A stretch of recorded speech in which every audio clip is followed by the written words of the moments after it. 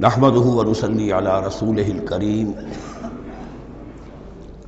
اما بعد فاعوذ بالله من الشیطان الرجیم بسم اللہ الرحمن الرحیم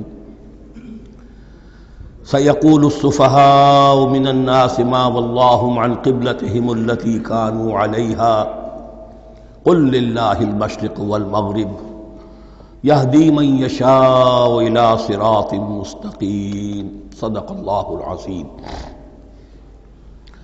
اب یہ تحویل قبلہ کا مضمون براہ راست آ رہا ہے۔ اس کے لیے تمہیدی 2 رکوع ہم پڑھ چکے ہیں۔ حضرت ابراہیم کا تذکرہ جو معمار ہیں بیت اللہ کے، ابو الانبیاء ہیں، امام الناس ہیں، انہی کی ایک نسل بنی اسرائیل ہے، انہی کی ایک نسل بنی اسماعیل ہے۔ ان کا دین کیا تھا، اس کی بنیاد کیا تھی، انہوں نے اور خود ان کے پوتے حضرت یعقوب نے اپنی اولاد کو کس بات کی وصیت کی تھی، اب وہ اولاد مختلف پگڈنڈیوں پر چل کر کہاں کہاں پہنچ چکی ہے، یہ سارا پس منظر ہے اصل میں اس تحویل قبلہ کے لیے۔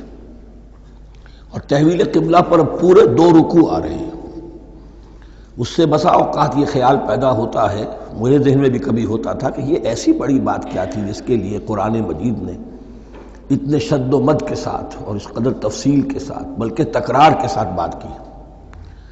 تو اصل میں اس کو یوں سمجھیے کہ ایک خاص مذہبی ذہنیت ہوتی ہے، اور وہ مذہبی ذہنیت یہ ہوتی ہے کہ اعمال کے ظاہر پر ان کی توجہ زیادہ مرکوز ہو جاتی ہے، اعمال کی جو روح ہے زیادہ اس کی طرف توجہ نہیں ہوتی۔ عوام الناس کا معاملہ یہی ہو جاتا ہے، ظواہر پر، رسومات پر، جو ظاہری شکلیں ہیں ان کی اہمیت، جو اصل دین ہے، روح دین ہے، جو مقاصد دین ہیں، ان کی طرف توجہ نہیں ہوتی۔ نتیجہ یہ ہوتا ہے کہ ظاہر میں ذرا سا فرق انہیں بہت محسوس ہوتا ہے، ذرا سا فرق ہو گیا، کسی نے رفع یدین کر لیا، قیامت آ گئی، معلوم ہوا یہ کوئی اور ہی آ گیا ہماری مسجد میں، یہ کون ہے؟ کسی نے آمین ذرا اونچا کہہ دیا، پھر قیامت آ گئی۔ یہ ساری چیزیں جو یہ خاص ایک ذہنیت ہوتی ہے۔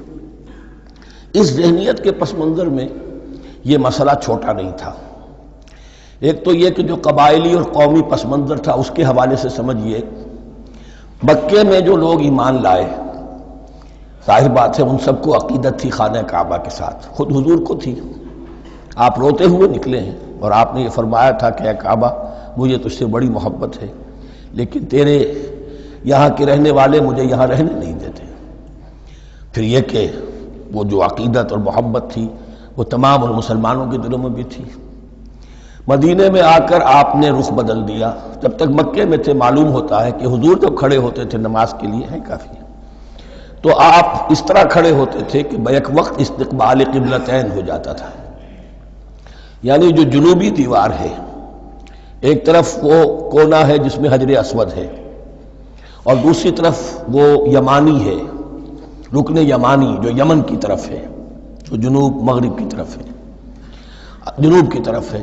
ادھر کوئی شخص کھڑا ہوگا اور وہیں پر انہی کے درمیان جو ہے جب طواف کیا جاتا ہے تو دعا مانگی جاتی ہے، ربنا آتنا فی الدنیا حسنۃ وفی الآخرۃ حسنۃ وقنا عذاب النار۔ باقی پورے طواف میں آپ جو چاہیں دعا مانگے، لیکن یہاں یہ دعا ہے خاص۔ اب اگر کوئی شخص ادھر کھڑا ہو کر نماز پڑھ رہا ہے تو کعبہ تو سامنے ہے ہی، ٹھیک سیدھ میں یروشلم بھی ہے، تو استقبال القبلتین ایک ہی وقت میں 2 قبلوں کی طرف رخ ہو گیا۔ مدینہ میں آ کر معاملہ بدل گیا، مدینہ درمیان میں ہے، مکہ مکرمہ اس کے جنوب میں ہے اور یروشلم اس کے شمال میں ہے۔ اب جنوب کی طرف رخ کریں گے تو پیٹھ ہوگی یروشلم کی طرف، یروشلم کی طرف رخ کریں گے تو پیٹھ ہوگی کعبے کی طرف۔ اس میں امتحان ہو گیا ان لوگوں کا جو ایمان لائے تھے کہ آیا وہ محمد الرسول اللہ صلی اللہ علیہ وسلم کے فرمان کی پیروی کرتے ہیں یا اپنی پرانی عقیدتوں اور اپنی پرانی جو روایات ہیں ان کو زیادہ اہمیت دیتے ہیں۔ اللہ کا شکر ہے جو لوگ مکے سے آئے تھے ان کی اتنی تربیت ہو چکی تھی کہ ان میں سے کسی کے لیے کوئی مسئلہ پیدا نہیں ہوا۔ اقبال کا وہ مصرع پھر سنا رہا ہوں، بمصطفیٰ برساں خیش را کے دی ہموست اگر بہو نہ رسیدی تمام بولہ بیست۔ حالانکہ قرآن مجید میں کہیں منقول نہیں ہے کہ اللہ نے حکم دیا تھا، ہو سکتا ہے اللہ نے حضور کو وحی خفی کے ذریعے سے حکم دیا ہو، لیکن وحی جلی میں کہیں نہیں ہے کہ آپ کو حکم دیا گیا ہو کہ اب یروشلم کی طرف رخ کر کے نماز پڑھیے۔ یہ امتحان ہو گیا کہ رسول کا اتباع کتنا کچھ ہے۔ اب جب یہ حکم آیا، اب امتحان ہو گیا جو مدینے میں رہنے والے جو ایمان لائے تھے ان کا، اس لیے کہ یہاں یہودی بھی تھے، بعض ان میں سے ایمان لائے۔ عبداللہ ابن سلام رضی اللہ تعالیٰ عنہ تھے، ان کو علماء میں سے تھے، لیکن جو اور دوسرے لوگ تھے وہ بھی زیر اثر تھے یہود کے علماء کے، ان کے دل میں بھی یروشلم کی عظمت تھی۔ اب جب انہیں رخ کرنا پڑا تو یہ ان کے ایمان کا امتحان ہو گیا۔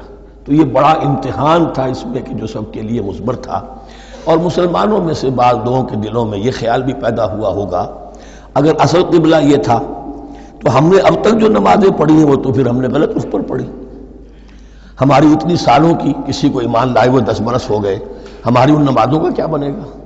وہ نمازیں ضائع ہو گئیں تو نماز تو ایمان کا رکن رکین ہے، تو بڑی تشویش پیدا ہو گئی۔ اس کے ساتھ ہی ایک مسئلہ یہ پیدا ہوا سیاسی اعتبار سے کہ یہود اب تک تو یہ سمجھ رہے تھے کہ حضور نے اور مسلمانوں نے ہمارا قبلہ اختیار کر لیا ہے، تو گویا کہ ہمارے کیمپ فالوورز ہیں، ہمارا تو انہوں نے اتباع کیا ہے، لہذا ہمیں کوئی خاص اندیشہ نہیں ان کی طرف سے۔ لیکن اب جب قبلہ بدل گیا تو ان کے کان کھڑے ہو گئے کہ یہ تو پھر کوئی نئی اب ملت ہے اور نئی امت کی تشکیل ہو رہی ہے، لہذا ان کی طرف سے مخالفت جو تھی اس کے اندر شدت زیادہ پیدا ہو گئی۔ یہ سارے مضامین تھے کہ جو یہاں پر زیر بحث آ رہے ہیں۔ سَيَقُولُ السُّفَهَاءُ مِنَ النَّاسِ، بہت غیر معمولی ہے اس کا آغاز ہی اس آیت کا۔ ان قریب کہیں گے لوگوں میں سے احمق اور بے وقوف لوگ، ما وَاللَّهُ مَنْ قِبْلَتِهِمُ الَّتِي كَانُوا عَلَيْهَا، کس چیز نے پھیر دیا انہیں اس قبلے سے کہ جس پر یہ تھے۔ یعنی یہ 16 مہینے نماز پڑھی ہے بیت المقدس کی طرف رخ کر کے، یروشلم کی طرف، اب کس چیز نے پھیر دیا انہیں؟ قُلْ لِلَّهِ الْمَشْرِقُ وَالْمَغْرِبُ، دیکھیے وہی الفاظ جو 14ویں رکوع میں آئے تھے جو تمہید بن رہے تھے، کہہ دیجئے کہ اللہ ہی کے لیے ہے مشرق اور مغرب۔ گویا کہ شمال اور جنوب، مشرق و مغرب، شمال و جنوب، محاورے میں مشرق و مغرب زیادہ استعمال ہوتا ہے، سب اللہ کے ہیں، اللہ کسی سمت میں محدود نہیں ہے۔ یہدی من یشاء الی صراط مستقیم، وہ جس کو چاہتا ہے سیدھے راستے کی طرف ہدایت دے دیتا ہے۔ وَكَذَلِكَ جَعَلْنَاكُمْ، اب یہ خاص بات کہی جا رہی ہے، اے مسلمانوں تم اس تحویل قبلہ کو معمولی بات نہ سمجھو، یہ علامت ہے اس بات کی کہ اب تمہیں وہ حیثیت حاصل ہو گئی۔ وَكَذَلِكَ جَعَلْنَاكُمْ أُمَّةً وَسَطًا لِتَكُونُوا شُهَدَاءَ عَلَى النَّاسِ وَيَكُونَ الرَّسُولُ عَلَيْكُمْ شَهِيدًا، اب تمہارا فرض منصب یہ ہے کہ رسول نے جس دین کی گواہی تم پر دی ہے اپنے عمل سے، اپنے قول سے، اسی دین کی گواہی تمہیں دینی ہے اپنے قول سے اور اپنے عمل سے پوری نوع انسانی پر۔ اب تم لنک بن گئے ہو۔ اب تک نبوت کا سلسلہ جاری تھا، ایک نبی کی تعلیم ختم ہوئی، بگڑ گئی، تحریف ہو گئی، غائب ہو گئی، دوسرا نبی آ گیا، پھر کوئی تیسرا آ گیا، چلے آ رہے۔ لہذا ہر دور کے اندر اب وہ جو معاملہ تھا تسلسل کے ساتھ چل رہا تھا، اب یہاں نبوت ختم ہو رہی ہے محمد الرسول اللہ صلی اللہ علیہ وسلم پر، تو نوع انسانی تو ختم نہیں ہو رہی، ابھی قیامت تو نہیں آئی ہے۔ اب آگے لوگوں کو تبلیغ کرنا، ان تک دین پہنچانا، ان پر حجت قائم کرنا، ان کا احقاق حق اور ابطال باطل کا فریضہ سر انجام دینا، یہ کون کرے گا؟ تو پہلے تو ہمیشہ اللہ کی طرف سے وہی جبریل لائے اور نبی کے پاس آ گئے، نبی نے لوگوں کو سکھا دیا۔ اب یہ کہ اللہ سے جبریل لائے محمد کے پاس، محمد نے سکھایا تمہیں، اور تمہیں سکھانا ہے پوری نوع انسانی کو، تو تم اب وہ درمیانی لنک ہو۔ وَكَذَلِكَ جَعَلْنَاكُمْ أُمَّةً وَسَطًا لِتَكُونُوا شُهَدَاءَ عَلَى النَّاسِ وَيَكُونَ الرَّسُولُ عَلَيْكُمْ شَهِيدًا، یہ مضمون زیادہ کھلے گا چل کر سورہ حج کی آخری آیات میں۔ اسی طرح سے مراد یہ کہ تحویل قبلہ ایک مظہر ہے اس کا، اس سے اب تم اپنی ذمہ داریوں کا اندازہ کرو، صرف خوشیاں نہ مناؤ، جشن نہ مناؤ، بلکہ یہ کہ یہ ایک بہت بڑی ذمہ داری کا بوجھ ہے جو تم پر آ گیا۔ کبھی ہم نے اپنے بندے محمد کے کاندھوں پر جب یہ بوجھ رکھا تھا تو ان سے بھی کہا تھا صلی اللہ علیہ وسلم، اِنَّا سَنُلْقِي عَلَيْكَ قَوْلًا ثَقِيلًا، اے نبی ہم آپ پر ایک بھاری بات ڈالنے والے ہیں۔ وہی بھاری بات بہت بڑے پیمانے پر اب تمہارے کندھوں پر آ گئی ہے۔ وَكَذَلِكَ جَعَلْنَاكُمْ أُمَّةً وَسَطًا لِتَكُونُوا شُهَدَاءَ عَلَى النَّاسِ وَيَكُونَ الرَّسُولُ عَلَيْكُمْ شَهِيدًا وَمَا جَعَلْنَا الْقِبْلَةَ الَّتِي كُنْتَ عَلَيْهَا، اور ہم نے نہیں قرار دیا تھا اس قبلے کو جس پر کہ اے نبی آپ پہلے تھے. یعنی یہ دو طرح کی بات ہو سکتی ہے. وہی خفی سے اللہ نے فرمایا ہو کہ اے محمد اب کچھ عرصے کے لیے یروشلم کی طرف رخ کر کے نماز پڑھو، وہی جلی میں نہیں ہے. اور یہ بھی ہو سکتا ہے یہ حضور کا اجتہاد ہو اور اسے اللہ نے قبول فرما لیا. دونوں باتوں کا امکان موجود ہے. حضور کے اجتہاد پر اگر اللہ کی طرف سے نفی نہ آئے تو وہ گویا اللہ کی طرف سے. وَمَا جَعَلْنَا الْقِبْلَةَ الَّتِي كُنْتَ عَلَيْهَا إِلَّا لِنَعْلَمَ مَن يَتَّبِعُ الرَّسُولَ مِمَّن يَنقَلِبُ عَلَىٰ عَقِبَيْهِ، اور نہیں ٹھہرایا تھا ہم نے اس قبلے کو جس پر کہ آپ رہے ہیں مگر یہ جاننے کے لیے کہ کون ہے، یہ ظاہر کرنے کے لیے کہ کون ہے کہ جو اتباع کرتے ہیں رسول کا صلی اللہ علیہ وسلم، اور وہ کون ہے کہ جو اپنی ایڑیوں کے بل لوٹ جاتے ہیں. یعنی مدینے میں آ کر اگر کوئی مکے کا مسلمان کہتا صاحب یہ قبلہ مجھے قبول نہیں ہے، وہ واپس ہو جاتا. ایسا ہوا نہیں. اور اب جب مکے کی طرف رخ ہو گیا ہے تو کوئی انصار میں سے، کوئی مدینے میں جو ایمان لائے ان میں سے کسی نے کہا کہ ٹھیک ہے جی ہمارا قبلہ وہ تھا، اب آپ نے اپنا قبلہ بدل دیا، آپ کا راستہ اور ہمارا راستہ اور. نہیں، وہ تمام کے تمام مسلمان ان آزمائشوں میں کامیاب ہوئے. وَإِن كَانَتْ لَكَبِيرَةً إِلَّا عَلَى الَّذِينَ هَدَى اللَّهُ، اور واقعہ یہ ہے یقیناً یہ بہت بڑی بات تھی. اس طرح قبلے کے اندر تبدیلی قبول کر لینا آسان بات نہیں ہوتی، بڑا حساس مسئلہ ہوتا ہے. مگر ان کے لیے کہ جن کو اللہ نے ہدایت دی. وَمَا كَانَ اللَّهُ لِيُضِيعَ إِيمَانَكُمْ، اور اللہ ہرگز تمہارے ایمان کو ضائع کرنے والا نہیں ہے. ایمان سے یہاں مراد نماز جو ہے الصلاۃ عماد الدین. وہ جو تشویش ہو گئی تھی کہ ہماری ان نمازوں کا کیا بنے گا جو ہم نے 16 مہینے پڑھی ہیں بیت المقدس کی طرف رخ کر کے. وَمَا كَانَ اللَّهُ لِيُضِيعَ إِيمَانَكُمْ، اس وقت وہ حکم تھا رسول کا، وہ اللہ کے ہاں مقبول ہے. اس وقت یہ حکم ہے جو تمہیں رسول کی معرفت مل رہا ہے، اب تم اس کی پیروی کرو. ان اللہ بالناس لرؤوف الرحیم، یقیناً اللہ تعالیٰ تو انسانوں کے حق میں بہت ہی شفیق ہے اور بہت ہی رحیم ہے. قد نرى تقلب وجهك في السماء، معلوم ہوتا ہے خود حضور کو انتظار تھا اس فیصلے کا، اور معلوم ہوتا ہے کہ آپ پر بھی شاخ گزر رہا تھا یہ وقفہ کہ جس میں نماز پڑھتے ہوئے پیٹھ ہو رہی تھی بیت اللہ کی طرف. تو آپ بار بار آپ کی نگاہیں آسمان کی طرف اٹھتی تھی کہ کب وحی آئے، کب جبرائیل حکم لے کر آئے. قد نرى تقلب وجهك في السماء، اے نبی ہم نے آپ کے چہرے کا بار بار آسمان کی طرف اٹھنا دیکھ لیا ہے. فَلَنُوَلِّيَنَّكَ قِبْلَةً تَرْضَاهَا، اس آیت میں بڑی شفقت، بڑی محبت، بڑی عنایت ہے محمد الرسول اللہ صلی اللہ علیہ وسلم کے لیے اللہ کی طرف سے. تو ہم بدلے دیتے ہیں، پھیرے دیتے ہیں قبلہ جو آپ کو پسند ہے. ظاہر بات ہے کہ حضور کو جو محبت تھی اور جو بھی آپ کو ایک رشتہ قلبی تھا بیت اللہ کے ساتھ، فَلَنُوَلِّيَنَّكَ قِبْلَةً تَرْضَاهَا، ہم بدلے دیتے ہیں، بدل دیں گے قبلہ اسی طرف جو آپ کو پسند ہے. فَوَلِّ وَجْهَكَ شَطْرَ الْمَسْجِدِ الْحَرَامِ، تو بس اب پھیر دیجئے اپنے رخ کو مسجد حرام کے رخ پر. وَحَيْثُ مَا كُنْتُمْ، اور مسلمانوں جہاں کہیں بھی تم ہو، مدینے میں ہو یا کہیں اور ہو، مغرب میں ہو، شمال میں ہو، جنوب میں ہو، کہیں ہو، فَوَلُّوا وُجُوهَكُمْ شَطْرَهُ، تو اپنا چہرہ نماز میں اسی کے رخ پر پھیرو.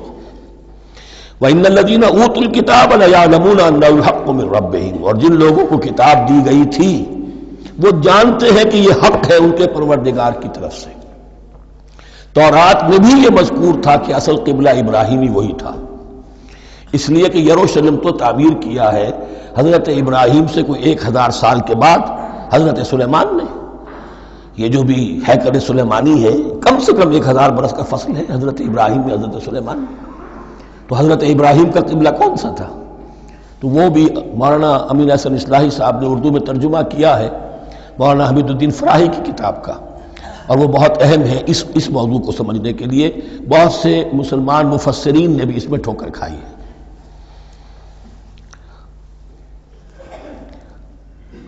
ان الذين اوتوا الكتاب ليعلمون انه الحق من ربهم وما الله بغافل عما يعملون، اور اللہ غافل نہیں ہے اس سے کہ جو وہ کر رہے ہیں.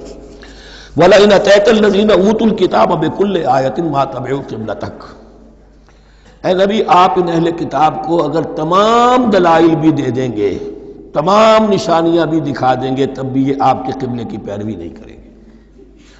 وما انت بتابع قبلتهم، اور نہ ہی اب آپ پیروی کرنے والے ہیں ان کے قبلے کی. یہ تو لکم دینکم ولی دین والا معاملہ ہو گیا. وما بعضهم بتابع قبلۃ بعض، حد یہ ہے کہ یہ خود جو ہے آپس میں ایک دوسرے کے قبلے کی پیروی نہیں کرتے. یعنی نصارہ اور یہود اگرچہ یروشلم سب کا قبلہ ہے، لیکن عین یروشلم میں جا کر جو یہودی ہیں وہ مغربی گوشے کو اختیار کرتے تھے، مغرب کی طرف رخ کرتے تھے ہیکل سلیمانی میں، اور جو نصارہ ہے وہ مشرق کی طرف. اس لیے کہ حضرت مریم سلام علیہا نے جو اعتکاف کیا تھا مکاناً شرقیہ، وہ جو مکان تھا ان کا جہاں اعتکاف تھا، جہاں فرشتہ ان کے پاس آیا ہے، وہ ہیکل کے کسی شرقی گوشے میں تھا. تو انہوں نے عیسائیوں نے اسی کو اپنا شرقی گوشے کو قبلہ بنا لیا. وما ولئن اتبعت اهواءهم، اور اے نبی اگر بالفرض آپ نے ان کی خواہشات کی پیروی کی، من بعد ما جاءک من العلم، اس کے بعد کہ آپ کے پاس العلم صحیح علم آ چکا ہے، انک اذا لمن الظالمین، تو آپ بھی پھر ظلم کرنے والوں میں سے ہو جائیں گے معاذ اللہ. الذین آتیناہم الکتاب یعرفونہ کما یعرفون ابناءہم، جن لوگوں کو ہم نے کتاب دی یعنی تورات اور انجیل کے جو صحیح ماننے والے ہیں، یہ نکتہ یہاں نوٹ کر لیجئے، تورات اور انجیل کے ماننے والوں میں سے غلط کاروں کے لیے مجہول کا صیغہ آتا ہے. اوت الکتابہ، جنہیں کتاب دی گئی تھی، اور جو ان میں سے ٹھیک تھے صحیح رخ پر تھے ان کے لیے معروف کا صیغہ ہوتا ہے جنہیں کتاب ہم نے دی تھی. یہ انداز جو ہے معروف اور مجہول کا، یہ آپ دیکھیں گے کہ فرق ہوگا. جہاں ان کی کسی غلط بات کا تذکرہ ہوگا الذین اوتوا الکتاب، اور جہاں اچھی بات کا تو وہاں یہ کہ جو آتیناہم الکتاب. الذین آتیناہم الکتاب یعرفونہ کما یعرفون ابناءہم، وہ ایسے ہی پہچانتے ہیں اس کو. ہو کی ضمیر قبلے کی طرف بھی ہے، اور ہو کی ضمیر محمد الرسول اللہ کی طرف بھی ہے، ہو کی ضمیر قرآن کی طرف بھی ہے. ایسے پہچانتے ہیں جیسے اپنے بیٹوں کو. وَإِنَّ فَرِيقًا مِّنْهُمْ، اور یقیناً ان میں سے گروہ وہ ہے لَيَكْتُمُونَ الْحَقَّ وَهُمْ يَعْلَمُونَ، جو جانتے بوجھتے حق کو چھپاتے ہیں. الحق من ربک، یہ حق ہے آپ کے رب کی طرف سے. فلا تکونن من الممترین، تو آپ ہرگز نہ بنے شک کرنے والوں میں. یہ حضور سے خطاب ہو رہا ہے، اور حضور کی وساطت سے اصل میں ہر مسلمان سے خطاب ہو رہا ہے. یہ بات ان سے کہی جا رہی ہے کہ اس میں کوئی شک اپنے پاس مت آنے دو، یہ تو حق ہے تمہارے پروردگار کی طرف سے. وَلِكُلٍّ وِجْهَةٌ هُوَ مُوَلِّيهَا، ہر ایک کے لیے ہم نے ایک رخ معین کر دیا جس کی طرف کہ وہ رخ کرتا ہے. فَاسْتَبِقُوا الْخَيْرَاتِ، تو مسلمانوں تمہارے لیے ایک رخ تو ہم نے معین کر دیا بیت اللہ کا. ایک باطنی رخ کیا ہے؟ نیکیوں میں ایک دوسرے سے آگے بڑھنے کی کوشش کرو. ایک ہے ظاہر، نماز کا ظاہر ہے، آپ نے قبلے کی طرف رخ کر لیا ہے، آپ نے وضو کیا ہے. ایک نماز کا باطن ہے، خشوع ہے، خضوع ہے، حضور قلب حاصل ہے، رقت ہے، معلوم ہے کس کے سامنے حاضری ہے.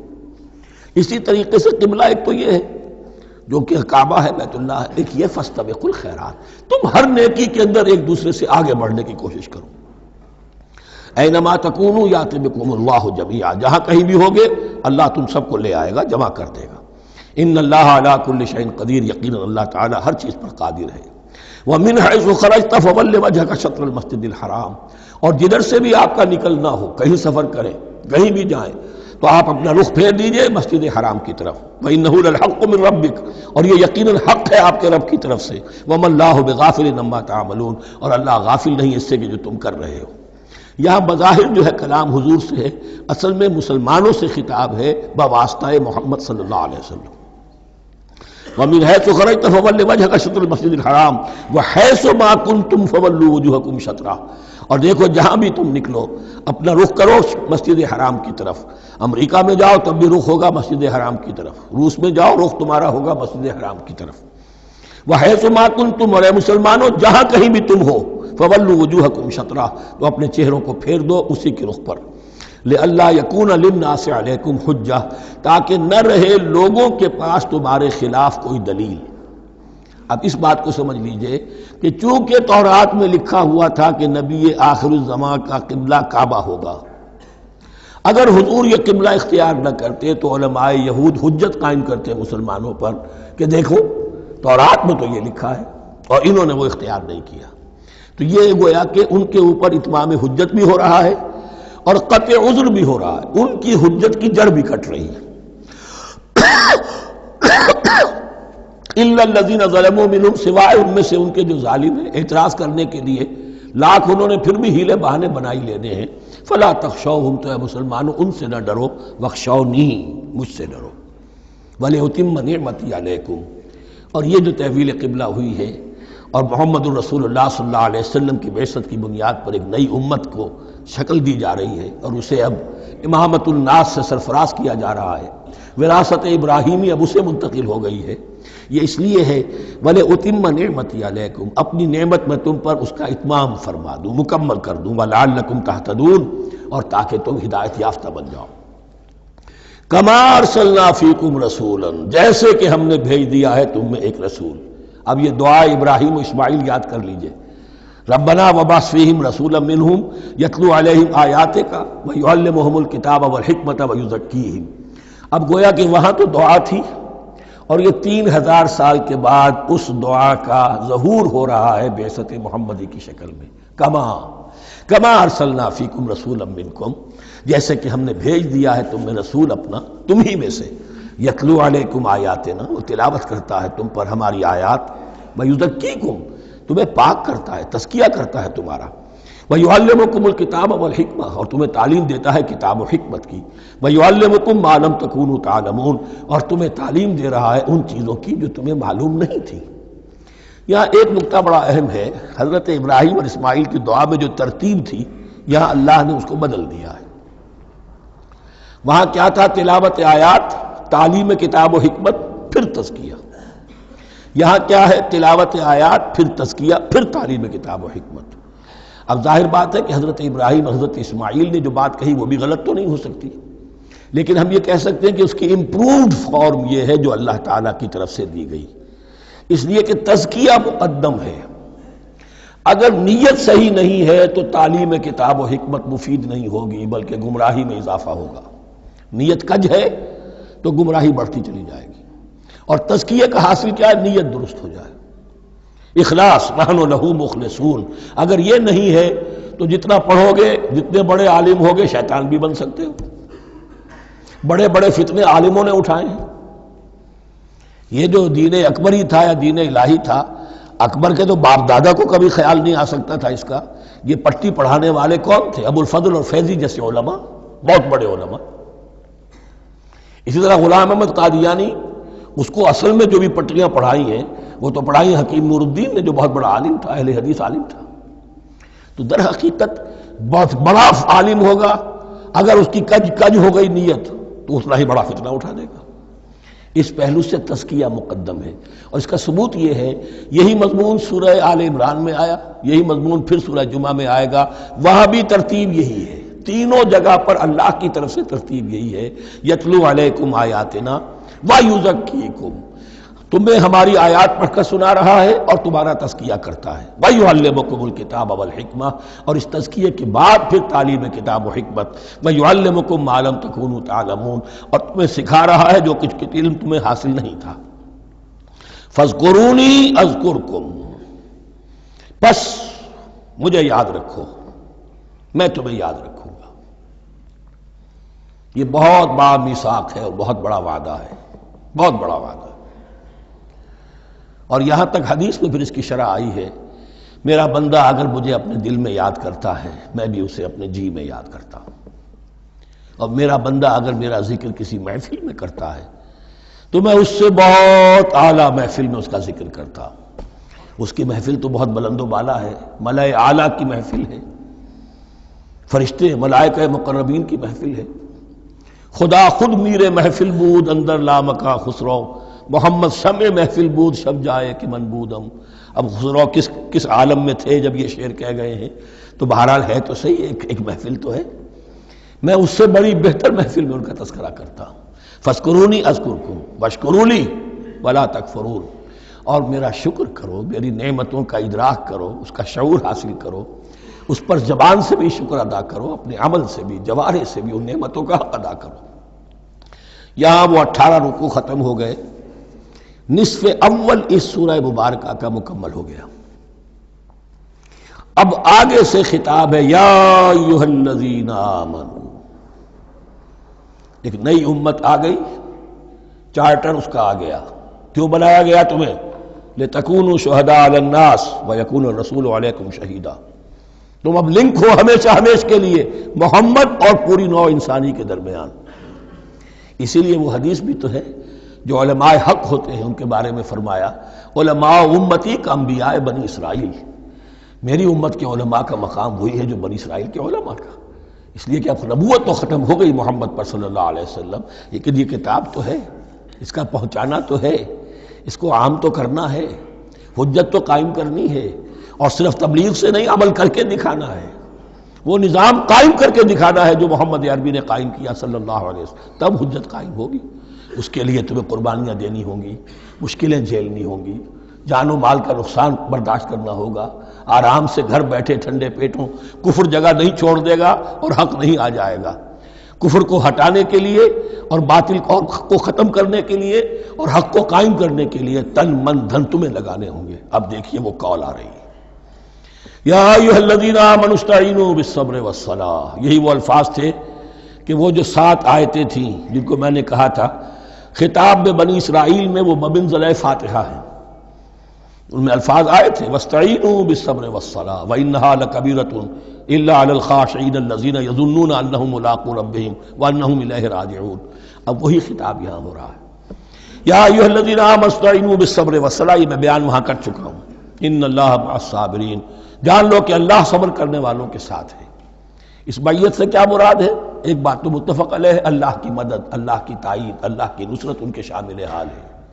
باقی یہ کہ اللہ تعالیٰ جہاں کہیں بھی ہم ہیں ہمارے ساتھ ہے، کس طرح ہے یہ ہم نہیں جانتے، لیکن یہ فرمایا اس نے کہ میں تو تمہاری دگے جان سے بھی زیادہ قریب ہوں۔ وَلَا تَقُولُوا لِمَنْ يُقْتَلُ فِي سَبِيلِ اللَّهِ أَمْوَاتٌ، اب پہلے ہی قدم پر قتل کی بات آ گئی۔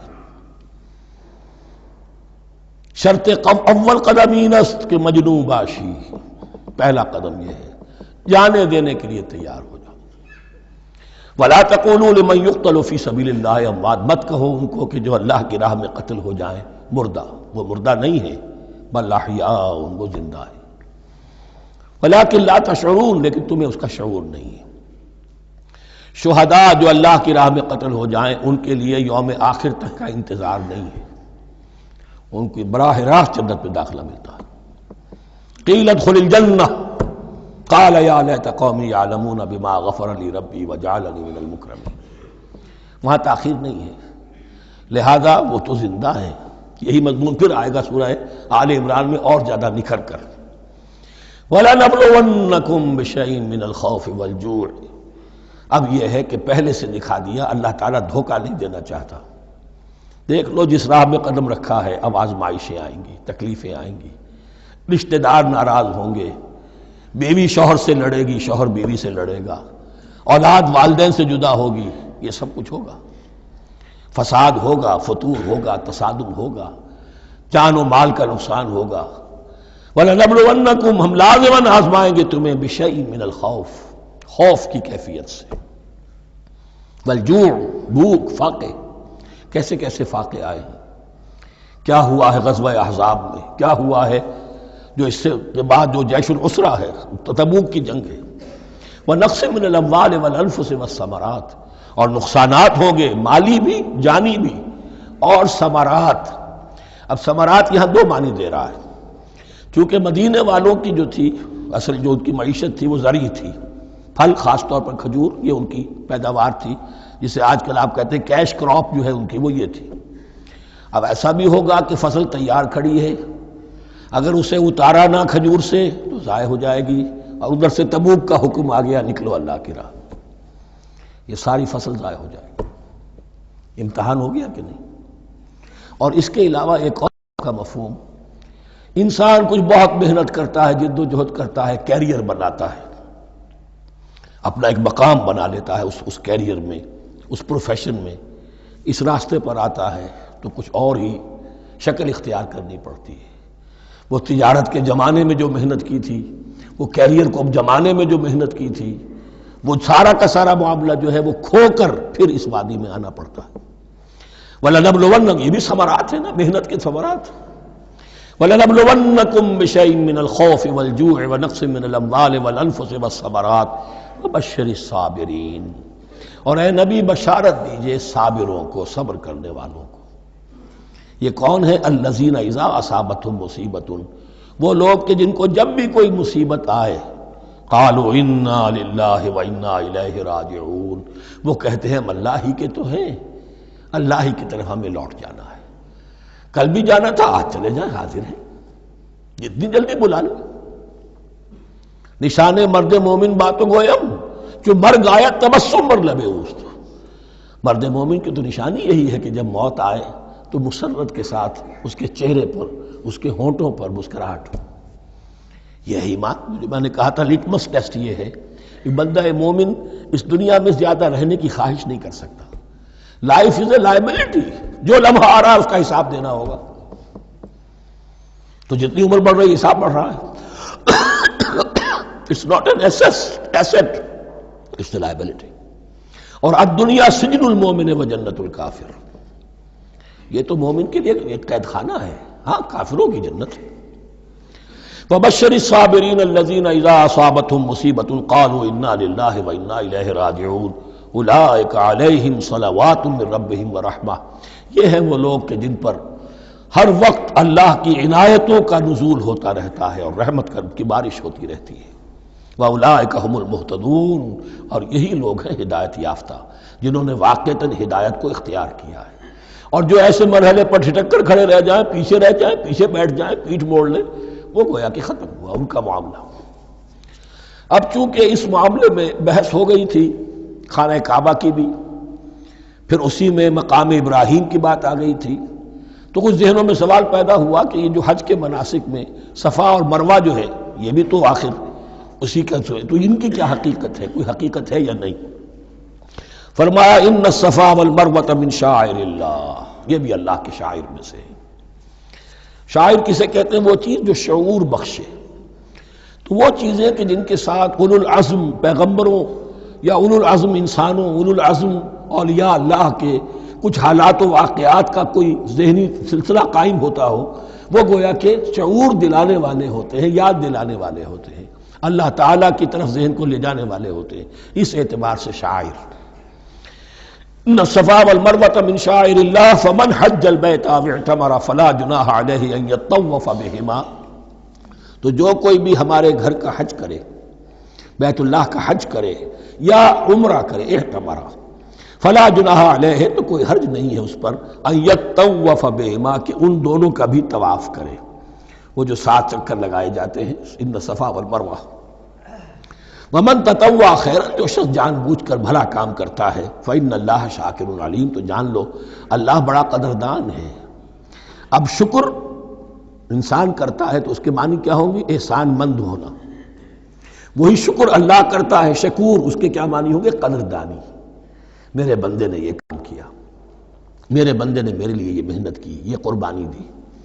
ان اللہ شاکر علیم، اور جانتا ہے، چاہے کسی اور کو پتہ نہ چلے، اسے تو معلوم ہے. اگر تم نے اللہ کی رضا جوئی کے لیے کسی کو کوئی مالی مدد دی ہے اس حال میں کہ جو کچھ داہنے ہاتھ نے دیا ہے بائیں کو بھی خبر نہیں ہونے دی، کجا یہ کہ کسی اور انسان کے سامنے اس کا تذکرہ ہو، تو اب یہ جو ہے اللہ کے تو علم میں ہے. اگر تو اللہ سے اجر و ثواب چاہتے ہو تو اس کا ڈنڈورا پیٹنے کی کوئی ضرورت نہیں. اور اگر تم نے لوگوں کو دکھانے کے لیے کیا تھا تو وہ تو شرک ہو گیا، لائبلٹی ہو گئی. ان الذین یکتمون ما انزلنا من البینات. اب یہاں پھر کچھ آخری یوں سمجھیے کہ یہ اب جس کو کہتے ہیں موپنگ اپ آپریشن، بات مضمون تو پورا ختم ہو گیا لیکن کچھ نہیں صحیح چیزیں ابھی ہیں سابقہ امت مسلمہ کے بارے میں کہنے کی، وہ مزید ایڈ کی جا رہی ہیں. ان الذین یکتمون ما انزلنا من البینات والہدی من بعد ما بیناہ للناس فی الکتاب اولئک یلعنهم اللہ یلعنهم اللاعنون. یقیناً وہ لوگ جو چھپاتے ہیں اس شے کو جو ہم نے نازل کی ہے بینات میں سے اور ہدایت میں سے، اس کے بعد کہ ہم نے ان کو واضح کر دیا ہے لوگوں کے لیے کتاب میں، وہ لوگ ہیں کہ جن پر لعنت کرتا ہے اللہ، اور لعنت کرتے ہیں تمام لعنت کرنے والے. یعنی علم ایک بہت بڑی جو ہے امانت ہے، اس علم کا چھپانا. کتمان حق ہم آیت پڑھ آئے ہیں، وَمَنْ أَظْلَمُ مِمَّنْ يَكْتُمُ شَهَادَةً عِنْدَهُ مِنَ اللَّهِ. اگر اللہ کی طرف سے کوئی گواہی کسی کے پاس ہے اور وہ اسے چھپا لے تو اس سے بڑا ظالم کون ہوگا؟ اب انہی کی وضاحت ہو رہی ہے، کیسی کیسی کھلی شہادتیں تورات اور انجیل میں تھیں اور ان کو یہ چھپائے پھر رہے. ان الذین یکتمون ما انزلنا من البینات والہدی من بعد ما بیناہ للناس فی الکتاب اولئک یلعنهم اللہ یلعنهم اللاعنون الا الذین تابوا واصلحوا وبینوا. سوائے ان کے کہ جو توبہ کریں اور اپنی اصلاح کر لیں اور اب واضح کریں وہ شے کہ جو انہوں نے چھپائی ہوئی تھی اسے ظاہر کریں. فَأُولَٰئِکَ أَتُوبُ عَلَیْہِم، تو ان کی توبہ میں قبول کروں گا اور ان کی طرف میں نگاہ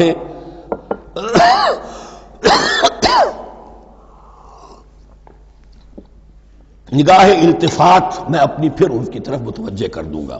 وَأَنَا التَّوَّابُ الرَّحِيمُ، اور میں تو ہوں ہی توبہ کا قبول کرنے والا اور رحم فرمانے والا. اِنَّ الَّذِينَ كَفَرُوا وَمَاتُوا وَهُمْ كُفَّارٌ، یقیناً جن لوگوں نے کفر کیا اور وہ مرے اسی حال میں کہ کفر پر قائم تھے، اولئک علیہم لعنۃ اللہ والملائکۃ والناس اجمعین، ان پر تو لعنت ہے اللہ کی بھی اور فرشتوں کی بھی اور تمام انسانوں کی بھی.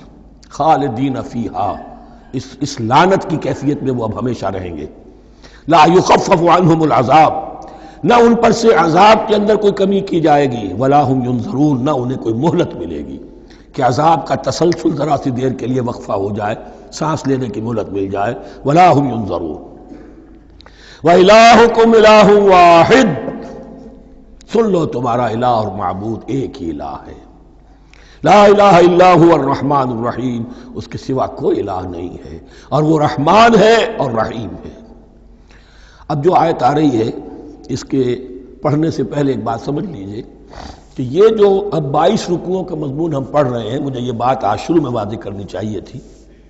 اس میں ترتیب کیا ہے؟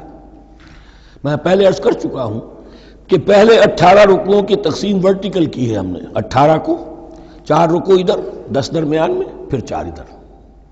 یہاں اب چلے گی ہاریزونٹل تقسیم، افقی تقسیم. اور اس کی بھی شکل کیا ہے کہ 4 مضامین ہیں کہ جو تانے بانے کے ساتھ بنے ہوئے ہیں، یا 4 لڑیاں ہیں مضمون کی کہ جن کو بٹ کر رسی بنا دیا گیا. وہ 4 مضامین کیا ہیں؟ مسلمانوں سے خطاب میں ان کے لیے عبادات اور احکام اور شرائع، یہ واجب ہے، یہ کرنا ہے، یہ حلال ہے، یہ حرام ہے، نماز فرض ہے، روزہ فرض ہے، وغیرہ وغیرہ. اور 2 لڑیاں جہاد، جہاد بالمال، جہاد بالنفس. جہاد بالنفس کی آخری انتہا قتال ہے، جہاں انسان نقد جان ہاتھ پر رکھ کر، ہتھیلی پر رکھ کر میدان میں حاضر ہو جاتا ہے. جو جنگ میں گیا اس نے اپنے آپ کو موت کے لیے پیش کر دیا، بچ کر آ جائے تو بونس ہے. اس اعتبار سے یہ 4 جڑیں. شریعت کو 2 حصوں میں تقسیم کیجئے، عبادات اور پھر بقیہ احکام شریعت، معاملات، جن میں خاص طور پر شوہر اور بیوی کا تعلق جو ہے وہ سب سے اہم ہے. تمدن انسانی کی بنیاد وہی ہے. لہذا اس صورت میں آپ دیکھیں گے تفصیلی احکام آئیں گے آئلی قوانین کے ضمن میں. دوسری طرف جہاد بالمال یعنی انفاق، اللہ کی راہ میں خرچ کرنا، اور جہاد بالنفس جس کی آخری منزل قتال. اب یہ 4 لڑیاں اس طرح سے ہیں، فرض کیجئے ایک لال لڑی ہے، ایک پیلی ہے، ایک نیلی ہے، ایک ہری ہے. ان کو بٹ دیا گیا ہے. جب ایک طرف سے دیکھیں گے تو کٹا پھٹا نظر آئے گا رنگ. لال نظر آیا، پھر پیلا نظر آیا، پھر نیلا نظر آیا، پھر ہرا، پھر لال، پھر نیلا، پھر پیلا، پھر ہرا. تو ایسا معلوم ہوگا جیسے کٹے پھٹے ہیں مضامین. لڑیاں کھول دیجئے، معلوم ہوگا ایک لڑی وہ بھی بڑی مسلسل ہے، جہاد بالمال کی. ایک لڑی ہے جہاد بالنفس یعنی قتال کی. ایک لڑی ہے جو عبادات کی. ایک لڑی ہے معاملات کی اور شریعت کے احکام کی. یہ 4 لڑیاں، اور یہ تانے بانے کی طرح بنی ہوئی ہیں، لیکن اسی بنتی میں بہت بڑے حسین پھول موجود ہیں. طویل آیات عظیم ترین آیات قرآن مجید کی، ان میں سے اب ایک آیت یہاں آ رہی ہے. اس کو میں نے عنوان دیا ہے آیت الآیات. ان فی خلق السماوات والارض واختلاف اللیل والنہار والفلک التي تجری فی البحر بما ينفع الناس وما انزل الله من السماء من ماء فاحیا به الارض بعد موتها وبث فيها من كل دابة وتصريف الرياح والسحاب المسخر بين السماء والارض لآیات لقوم يعقلون. اتنے فینومینا آف نیچر کسی ایک آیت میں جمع نہیں ہے قرآن میں. اللہ تعالیٰ تمام فینومینا آف نیچر کو اپنی آیتیں قرار دیتا ہے. آسمان اور زمین کی تخلیق، رات اور دن کا الٹ پھیر مختلف جگہوں پر، اور یہ جو ستارے ہیں اور یہ جو بھی نباتات ہیں زمین کی، ان میں سے آیتیں ہی آیتیں.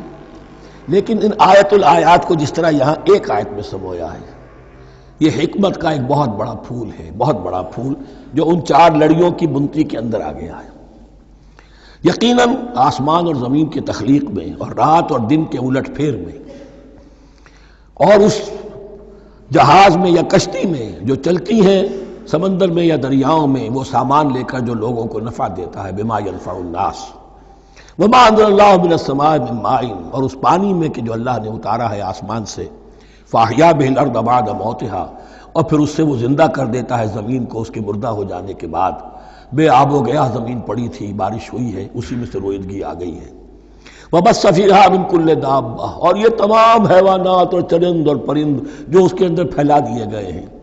وتصریف الریاح ہے، اور یہ ہواؤں کا چلنا جو ہے، کبھی پروا چل رہی ہے، کبھی پچھمی چل رہی ہے، کبھی مشرق سے آ رہی ہے، کبھی مغرب سے آ رہی ہے، تصریف الریاح ہے. والسحاب المسخر بین السماء والارض، اور ان بادلوں میں کہ جو معلق کر دیے گئے آسمان اور زمین کے درمیان. لآیات لقوم یعقلون، ان سب میں آیات ہیں، نشانیاں ہیں ان لوگوں کے لیے جو عقل سے کام لیں. ان کو دیکھو اور ان کے خالق کو، مدبر کو پہچانو. آیات ہیں، اور ان کے آیات کے پہچاننے کا جو عملی نتیجہ نکلنا چاہیے اور جس کو عام طور پر لوگ نہیں پہنچ پاتے جس تک، اب اگلی آیت میں اس کا تذکرہ ہے. نتیجہ تو نکلنا یہ چاہیے کہ پھر محبوب اللہ ہی ہو، شکر اسی کا ہو، اطاعت اسی کی ہو، عبادت اسی کی ہو. جب سورج میں کچھ نہیں، یہ تو اللہ نے اس کو بنایا ہے، یہ حرارت جو ہے اللہ نے دی ہے، چاند میں کچھ نہیں، ہوائیں چلانے والا کوئی وہی تو ہے. تو اب کسی شے کے لیے کوئی شکر نہیں، کسی شے کے لیے کوئی عبادت نہیں، کوئی ڈنڈوت نہیں، کوئی سجدہ نہیں، بلکہ صرف اللہ کے لیے. اور وہی مطلوب و مقصود بن جائے، وہی محبوب ہو. لا محبوب الا اللہ، لا مقصود الا اللہ، لا مطلوب الا اللہ. جن لوگوں کی یہاں تک رسائی نہیں ہو جاتی، وہ لوگ کسی اور شے کو اپنا محبوب و مطلوب بنا کر اس کی پرستی شروع کر دیتے ہیں. خدا تک نہیں پہنچے، اپنے نفسی کو معبود بنا لیا، جو یہ کہے کر رہے، معبود تو ہو گیا. ارأیت من اتخذ الہہ ہواہ، اپنے قوم کو معبود بنا لیا، قوم کی برتری کے لیے اور قوم کی سربلندی کے لیے جانے بھی دے رہے وطن کو معبود بنا لیا. اس حقیقت کو علامہ اقبال نے سمجھا ہے. اس دور کا سب سے بڑا بت وطن ہے. اس دور میں میں اور ہے، جام اور ہے، جم اور، ساقی نے بنا کی روش لطف و ستم اور، تہذیب کے آزر نے ترشوائے صنم اور، مسلم نے بھی تعمیر کیا اپنا حرم اور، ان تازہ خداؤں میں بڑا سب سے وطن ہے، جو پیرہن اس کا ہے وہ مذہب کا کفن ہے. نیشنلزم، ٹیریٹوریل، وطنی قومیت، وطن کی جے، یہ معبود بنائے بیٹھے. تو اب یہاں سنیے، وَمِنَ النَّاسِ، اور لوگوں میں سے کچھ ایسے بھی ہیں مَن يَتَّخِذُ مِن دُونِ اللَّهِ أَندَادًا، جو اللہ کو چھوڑ کر کچھ اور چیزوں کو اس کا مد مقابل بنا دیتے ہیں. وطن کو بنا لیا، قوم کو بنا لیا، ہیومنزم، انسانیت، نوع انسانی، ہم اس کے خدمتگار ہیں، ہم اس کی بہتری کے لیے کام کر رہے ہیں، یہ بھی ایک معبود بن گیا. اور سب سے گھٹیا انسان وہ ہے کہ اپنے ہی حسن کا دیوانہ بنا پھرتا ہوں، اپنا ہی نفس ہے، اسی کے گر چکر لگا رہا ہے، وہی حریم ہے اس کا، وہی حرم ہے اس کا، اور وہ طواف کر رہا ہے اپنے نفس کا، تو وہ بھی تو اس کا ایک معبود ہے.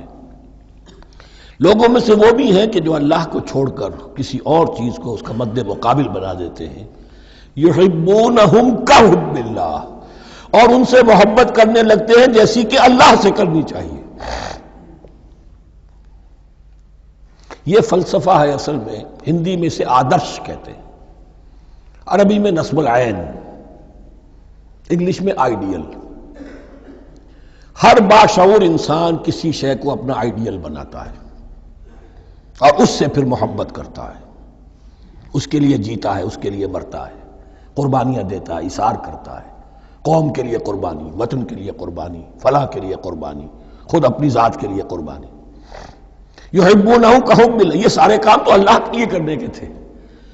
جیو اللہ کے لیے، مرو اللہ کے لیے، محبت اس سے کرو. ان صلاتی و نسکی و محیای و مماتی للہ رب العالمین. تم نے اپنی یہ ساری نسبتیں کسی اور شے کے ساتھ وابستہ کر دی، تم نے اللہ کا مد مقابل تراش لیا.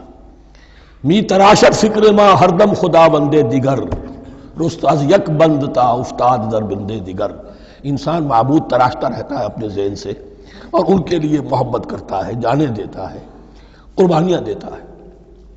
وَمِنَ النَّاسِ مَن يَتَّخِذُ مِن دُونِ اللَّهِ أَندَادًا يُحِبُّونَهُمْ كَحُبِّ اللَّهِ. یہ مضمون بھی سورہ حج میں زیادہ واضح ہوگا. وَالَّذِينَ آمَنُوا أَشَدُّ حُبًّا لِلَّهِ. پھر یہ لٹمس ٹیسٹ کا لفظ میری زبان پر آ رہا ہے. اور جو لوگ واقعتاً صاحب ایمان ہوتے ہیں ان کی شدید ترین محبت ہوتی ہے اللہ کے ساتھ. اگر یہ نہیں ہے، اگر یہ نہیں تو بابا پھر سب کہانیاں ہیں. کوئی شے اللہ سے زیادہ محبوب ہو گئی وہ تمہاری معبود ہے. تم نے اللہ کو چھوڑ دیا، چاہے وہ دولت ہی ہے. تعس عبد الدینار و عبد الدرہم، ہلاک اور برباد ہو جائے درہم و دینار کا بندہ. نام عبد الرحمن ہے، حقیقت میں عبد الدینار ہے. دینار آنا چاہیے، حرام سے آئے، حلال سے آئے، جائز سے آئے، ناجائز سے آئے. تو معبود اللہ نہیں ہے، معبود دینار ہے. ہندو نے یہ کیا کہ لکشمی دیوی کی ایک مورتی بنا کر پوجنا شروع کر دیا. یہ لکشمی دیوی اگر ذرا مہربان ہو جائے گی دولت آ جائے گی. ہم نے کہا ہٹاؤ اس درمیان کے لنک کو، سیدھے ہی دولت کو کیوں نہ پوجو. پیٹرو ڈالر کو پوجو، ڈالر کو پوجو. ترک وطن کرو، ماں باپ کو چھوڑو یہاں سے سکتا ہوا کہ مر رہے ہیں اور کوئی ان کا بیٹا ان کی بیٹی ان کے پاس نہیں. کس لیے؟ ڈالر.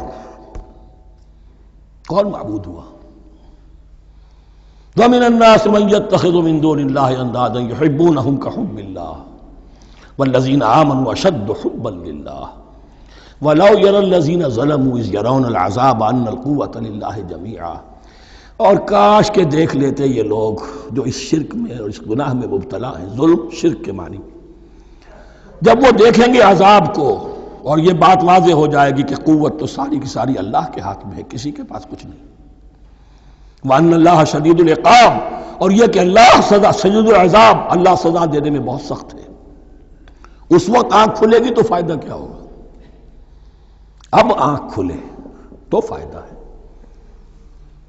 اِسْتَبَرَّأَ الَّذِينَ اتُّبِعُوا مِنَ الَّذِينَ اتَّبَعُوا. اب انسانی معاشرے کے اندر یہ ہوتا ہے، کچھ لوگ ہوتے ہیں لیڈر لوگ جو اپنے پیچھے لوگوں کو لگا لیتے ہیں، چاہے ڈیماگوگس ہوں، چاہے مذہبی جو ہے وہ مسندوں کے والی ہوں، اپنے پیچھے لگاتے ہیں. اور ان کے پیچھے لگنے والے جو ہیں وہ یہ سمجھتے ہوئے ان کی عزت بھی ہے، ان کا احترام بھی ہے، ان کے نیچے دبے بھی ہوئے، ان کا پیچھے پیچھے چلتے ہیں. قیامت کے دن وہ تبرہ کریں گے کہ تم نے ہمیں مروایا، ہم تمہاری پیروی کرتے رہے، ہم نے سمجھا تم جو کہہ رہے ہیں وہ ٹھیک ہے، ہم نے تمہیں اپنا لیڈر مانا. اب وہ اعلان برات کریں گے، اللہ ہمارا ان سے کوئی تعلق نہیں. استبرأ الذین اتبعوا، اور اس کے جواب میں پھر وہ کریں گے ہمارا تم سے کوئی تعلق نہیں. اس روز کے جن لوگوں کا اتباع کیا گیا تھا دنیا میں، لیڈر لوگ، وہ ان لوگوں سے جنہوں نے پیروی کی تھی ان سے تبرہ کریں گے. وَرَأَوُا الْعَذَابَ وَتَقَطَّعَتْ بِهِمُ الْأَسْبَابُ، اور وہ دیکھ لیں گے عذاب کو، نگاہوں کے سامنے جہنم آ جائے گی اور تمام رشتے منقطع ہو جائیں گے. یوم یفر المرء من اخیہ وامہ وابیہ وصاحبتہ وبنیہ لکل امرئ منہم یومئذ شأن یغنیہ یود المجرم لا یفتدی من عذاب یومئذ ببنیہ وصاحبتہ واخیہ وفصیلتہ التی تؤویہ ومن فی الارض جمیعا ثم ینجیہ. ہر انسان چاہے گا میرے باپ کو، بیٹے کو، بھائی کو، ماں کو، بیوی کو، اولاد کو، تمام انسانوں کو چھوڑ دو جہنم میں، خدا کے لیے کسی طرح مجھے بچا لو.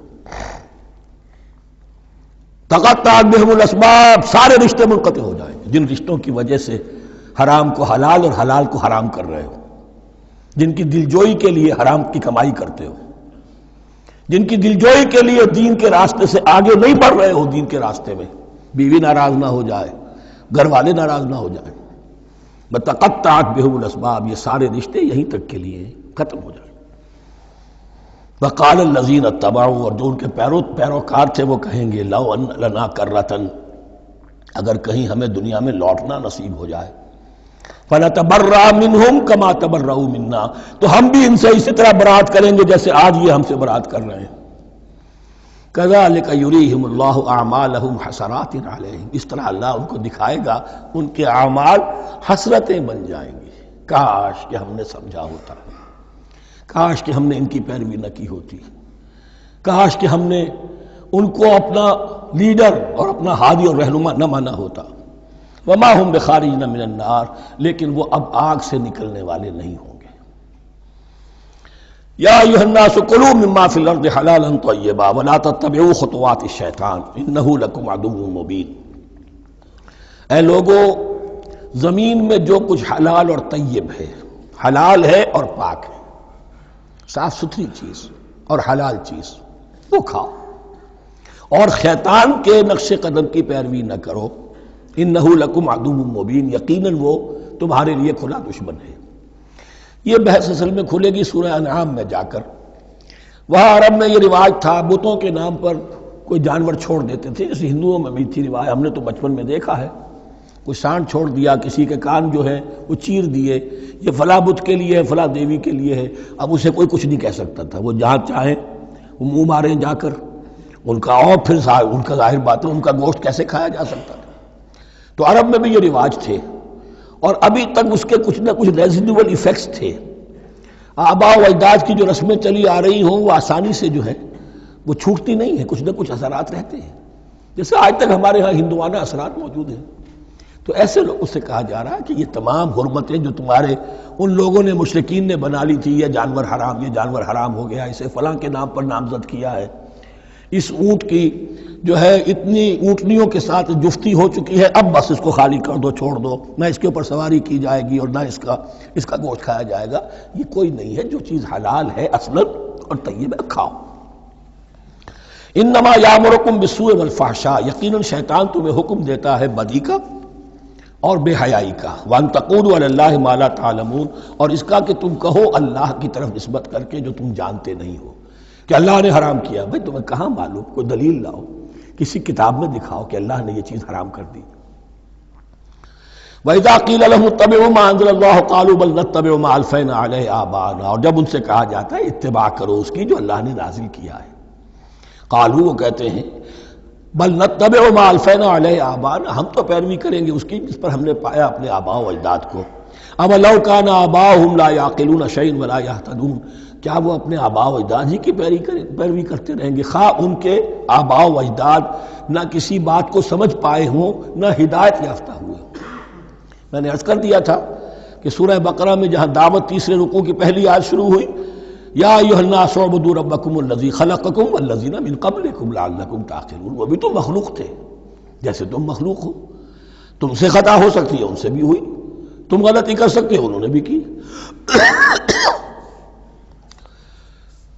ومثل الذین کفروا کمثل الذی ینعق بما لا یسمع الا دعاء ونداء، یہاں ذرا تمثیل کے اندر ایک پیچیدگی ہے کہ بظاہر ترجمہ تو یہ ہوگا کہ مثال ان لوگوں کی جنہوں نے کفر کیا اس شخص کی سی ہے جو پکار رہا ہے ایسی چیز کو جو نہ سنتا ہے نہ سمجھتا ہے۔ ہاں یہ پتہ چلتا ہے کہ کچھ پکار رہا ہے، جانور ہوتے ہیں انہیں اور کیا سمجھ میں آتا ہے۔ تو یہاں پہ اصل میں تمثیل میں مراد یہ ہے کہ حضور صلی اللہ علیہ وسلم اور مسلمان ان لوگوں کو جو سمجھانے کی کوشش کر رہے ہیں ان میں سے کچھ ایسے بھی ہیں کہ جو کچھ نہیں سمجھتے، دعا اور ندا تو ہے، صم بکم عمی فہم لا یعقلون، لیکن وہ بہرے بھی ہیں، گونگے بھی ہیں، اندھے بھی ہیں، وہ عقل سے کام نہیں لیتے۔ یا ایھا الذین آمنوا کلوا من طیبات ما رزقناکم، اے اہل ایمان کھاؤ ان تمام پاکیزہ چیزوں میں سے جو ہم نے تمہیں دی ہیں، واشکروا للہ، اللہ کا شکر ادا کرو، ان کنتم ایاہ تعبدون، اگر تم واقعتاً اسی کی عبادت کرنے والے ہو۔ جیسا کہ میں نے عرض کیا سورہ الانعام میں یہ ساری چیزیں آئیں گی بہت تفصیل سے۔ انما حرم علیکم المیتۃ والدم ولحم الخنزیر وما اہل بہ لغیر اللہ، بنیادی طور پر اللہ تعالیٰ نے وہ کھانے کے جو اہل عرب میں اس وقت رائج تھے ان میں سے 4 چیزوں کی حرمت کا اعلان کیا ہے، بار بار مکی صورتوں میں بار بار ہوا ہے اور یہاں پھر یہ مدنی صورت کے اندر گویا کہ آخری بار انما حرم علیکم، آخری بار نہیں بلکہ یہ پھر سورہ مائدہ میں پھر آئے گا مضمون، انما حرم علیکم المیتۃ، اللہ نے تم پر حرام کیا مردار کو، جو اپنی آپ موت مر گیا، ذبح نہیں کیا گیا، والدم، اور خون حرام ہے، نجس ہے۔ اسی لیے جو ذبح کرنے کا ہمارا طریقہ ہے وہ یہ ہے کہ صرف گردن کو کاٹا جائے تاکہ اس میں شریانے وغیرہ کٹ جائے اور اکثر جو ہے خون جسم کا نکل جائے۔ اگر جھٹکا کیا جائے جیسے سکھ کرتے تھے، ایک ہی تلوار کے وار سے گردن اڑا دی بکری کی، یا یہ کہ جیسے کہ یورپ وغیرہ میں ہوتا ہے، تو پھر وہ خون اندر رہ جاتا ہے جسم کے، اس کے اندر پھر وہ اینٹھن نہیں ہوتی اس حیوان کے جسم میں کہ جس سے خون جو ہے وہ باہر چلا جائے، تو وہ لحم الخنزیر، اور تیسری چیز ہے خنزیر کا گوشت، اور چوتھی چیز وما اہل بہ لغیر اللہ، اور وہ کہ جس پر پکارا گیا ہو کسی کا نام اللہ کے سوا۔ اب اس میں ایک چیز تو یہ ہے کہ جسی شے کو ذبح کرتے ہوئے کسی بت کا، کسی دیوی کا، کسی دیوتا کا تذکرہ کیا، وہ تو حرام مطلق ہو ہی گیا، اس کا گوشت کھانا حرام مطلق ہے۔ لیکن اسی کے تابع یہ ہوگا کسی بزرگ کا قرب حاصل کرنے کے لیے اس کے مزار پر لے جا کر وہاں ذبح کیا جا رہا ہے، پوچھیں گے تو ہم تو اللہ کے لیے ذبح کر رہے ہیں، تو اللہ کے لیے تو اپنے گھر میں بھی کر سکتے تھے ذبح، یہاں کیوں لائے ہو؟ اس کو تم نے کسی اعتبار سے اس صاحب قبر کا جو ہے اس کا تقرب حاصل کرنے کا ذریعہ بنایا۔ یہ چیزیں بھی اسی کے تابع ہو جائیں گی۔ اللہ کے لیے کرنا تو ہر جگہ کر سکتے ہیں، ہم تو صرف ایصال ثواب کے لیے کر رہے ہیں، تو اپنے گھر میں بیٹھ کر کرو گے تو کیا ایصال ثواب نہیں ہو جائے گا؟ ٹھیک ہے اللہ، ہم یہ خرچ کر رہے ہیں، ہم نے یہ جانور ذبح کیا ہے تیرے لیے، اس کا ثواب جو ہے فلاں کو پہنچا دے۔ یہ ہے چار چیزیں بنیادی طور پر۔ فمن اضطر غیر باغ ولا عاد، ان میں بھی ایک رعایت ہے، اگر کوئی مضطر ہو گیا ہے، مجبور ہو گیا ہے، جان نکل رہی ہے اور کوئی شے کھانے کو نہیں، لیکن دو شرطیں پوری ہو، غیر باغ ولا عاد، وہ اس حرام کی طرف رغبت نہ رکھتا ہو، اور نہ جو ناگزیر حد ہے جان بچانے کی اس سے آگے بڑھے۔ صرف جان بچانے کے لیے مردار کا گوشت بھی کھا سکتا ہے، سور کا گوشت بھی کھا سکتا ہے، جو بھی چاہے جان بچانے کے لیے یہ رک سکتے ہیں، لیکن اس شے کی طرف کوئی رغبت اور میلان طبیعت میں نہ ہو، یہ اللہ تو جانتا ہے۔ اگر تو معاملہ اس سے ہے تو اس سے تو چھپی ہوئی بات نہیں ہے، اور جتنا ناگزیر ہے جان بچانے کے لیے اس سے آگے نہ بڑھے۔ فلا اسم علیہ، ان دو شرطوں کے ساتھ جان بچانے کے لیے حرام چیز بھی کھائی جا سکتی ہے۔ ان اللہ غفور الرحیم، یقیناً اللہ غفور الرحیم ہے۔ ان الذین یکتمون ما انزل اللہ من الکتاب ویشترون بہ ثمنا قلیلا، یقیناً وہ لوگ جو چھپاتے ہیں اس کو جو اللہ نے نازل کیا ہے کتاب میں سے اور فروخت کرتے ہیں انہیں بہت حقیر سی قیمت پر، اولئک ما یاکلون فی بطونہم الا النار، یہ لوگ نہیں بھر رہے اپنے پیٹوں میں مگر آگ۔ ولا یکلمہم اللہ یوم القیامہ، اللہ ان سے کلام نہیں کرے گا قیامت کے دن۔ ولا یزکیہم، نہ انہیں پاک کرے گا۔ ولہم عذاب علیم، ان کے لیے دردناک عذاب ہے۔ اولئک الذین اشتروا الضلالۃ بالہدی، یہ ہیں وہ لوگ کہ جنہوں نے ہدایت دے کر ضلالت خرید لی ہے، والعذاب بالمغفرہ، اور مغفرت اللہ کی اپنے ہاتھ سے دے کر عذاب خرید لیا ہے۔ فما اصبرہم علی النار، تو کتنا ہے ان کا حوصلہ آگ کے لیے، بڑے صابر ہیں اس جہنم کی آگ کے لیے، کس طرح تیاری کر رہے ہیں۔ ذالک بان اللہ نزل الکتاب بالحق، یہ اس لیے کہ اللہ نے تو کتاب نازل کی حق کے ساتھ۔ وان الذین اختلفوا فی الکتاب لفی شقاق بعید، اور یقیناً جن لوگوں نے کتاب اور شریعت میں پھر یہ پگڈنڈیاں نکالی، اختلاف کی، وہ بڑی ہی دشمنی میں اور بڑی ہی شقاوت کے اندر مبتلا ہو گئے۔ بارک اللہ لی ولکم فی القرآن العظیم ونفعنی وإیاکم بالآیات والذکر الحکیم۔